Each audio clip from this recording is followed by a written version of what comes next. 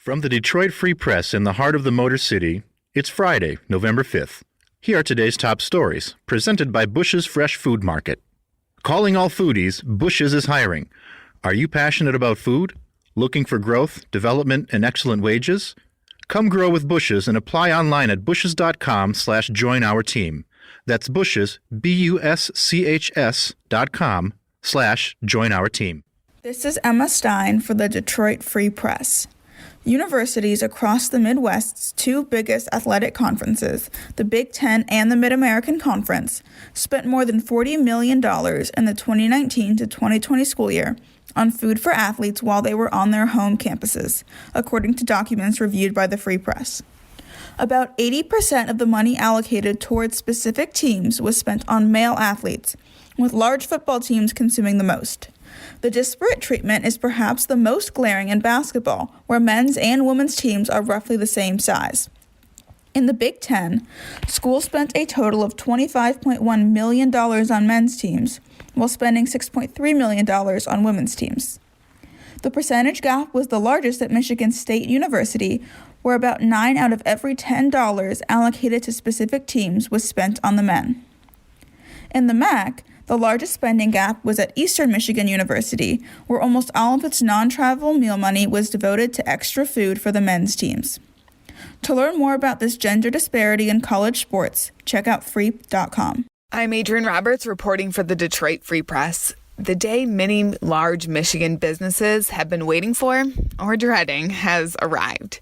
After President Joe Biden announced a COVID-19 vaccine and testing rule in early September for all companies with more than 100 employees, details of that plan were finally announced Thursday. That means by the beginning of next year, as many as 2.6 million workers in Michigan will have to be fully vaccinated or submit to weekly testing and wear masks in the workplace.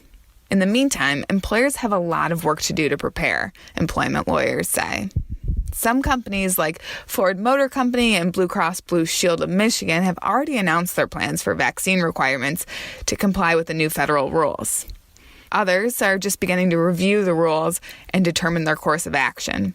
Many executives, employment lawyers, and HR experts were caught off guard by the announcement in September and said they were left with more questions than answers. And many of those questions were answered Thursday. For example, employees who work from home are counted towards an employer's overall number of employees, but they don't have to be vaccinated or test if they're not coming into the office. Workers who aren't vaccinated and must test cannot self-administer an over-the-counter antigen test. They'll need independent confirmation of the test result. All of the companies the Detroit Free Press reached out to said they'll comply with the rule. But some business associations blasted the mandate and said businesses are already facing a labor shortage. This is Nusrat Rahman for the Detroit Free Press. On Thursday, Governor Gretchen Whitmer signed a bill nixing the so-called tampon tax, a 6% sales tax on feminine hygiene products like pads and tampons. She plans to sign a second bill Friday repealing the state's use tax. Making feminine hygiene products more affordable can help millions of people, Whitmer said. Analysts estimate the measures will cost the state about $5.7 million in tax revenue annually. While the bills received widespread bipartisan support, some critics argued they created unnecessary tax carve-outs. But Republican supporters called the proposal an opportunity to cut taxes and help people access crucial products. It's welcome news for 18-year-old college student Breon Davis, who recalls struggling to buy period products by herself in high school, sometimes even having to choose between buying clothes or going on a field trip and pads and tampons. She says it's great to see that change is coming. I'm Andrew Hammond for the Free Press Sports Department. Since Saturday, Detroit Red Wings forward Dylan Larkin has been missing from the Wings lineup.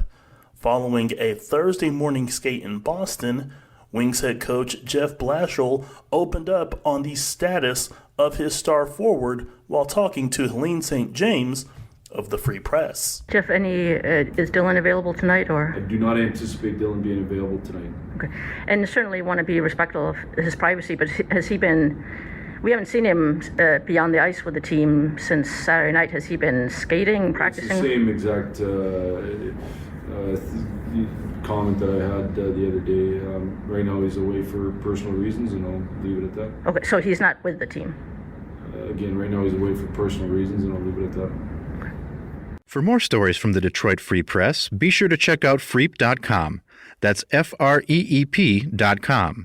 If you're a fan and want to support our quality local journalism and subscribe, go to freep.com/special offer.